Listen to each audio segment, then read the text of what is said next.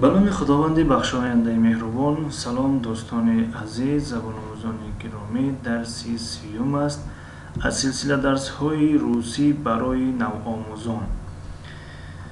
خب الفبای زبان روسی حرف ا.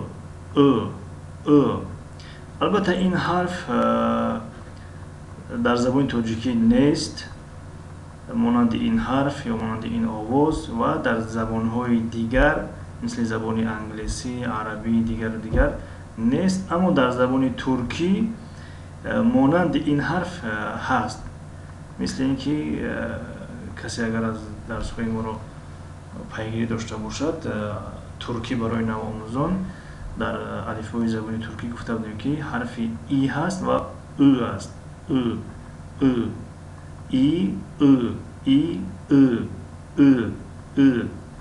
در اینجا نیز الفبای زبان روسی حرف هست.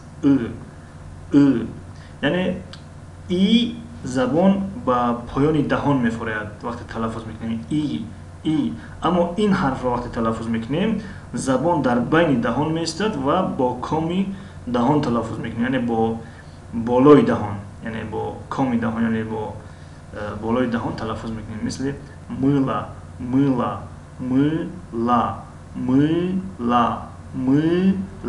اگر ای عادی باشه چی؟ میلا. فرقیتش رو می‌بینید، یعنی میلا.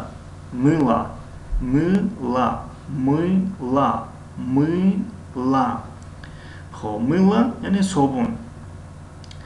خب پلیسوس پ در اینجا نیست پی نه بلکه پلیسوس. البته حرف ی همیشه پلیسوس تلفظ نمی شود، کمی رو به سوی ای دارد، یعنی پلیسوس. البته در زبان ترکی رو ترجمهش رو چند کشر میگوین، اما پلیسوس تلفظ میکنیم. البته پلیسوس ندرست است، طرز تلفظ پلیسوس اون پلیسوس تلفظ می شود. یعنی طرز درستی تلفظ این کلمه در زبان روسی پلیسوس. خب پلیسوس چند کشک.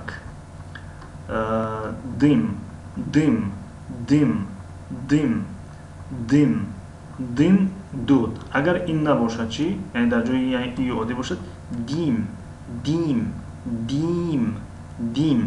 وقتی که او هست دیم گفته یعنی دود رو میگویند. خب در اینجا طرز تلفظ کلمه ها با حرف های تاجیکی و ترجمه هایشون. چند کشک، گرد کشک نیست، ترجمه شده است. خب این بود درسی سیوم و تا درس های نوبتی. خدا نگهدار.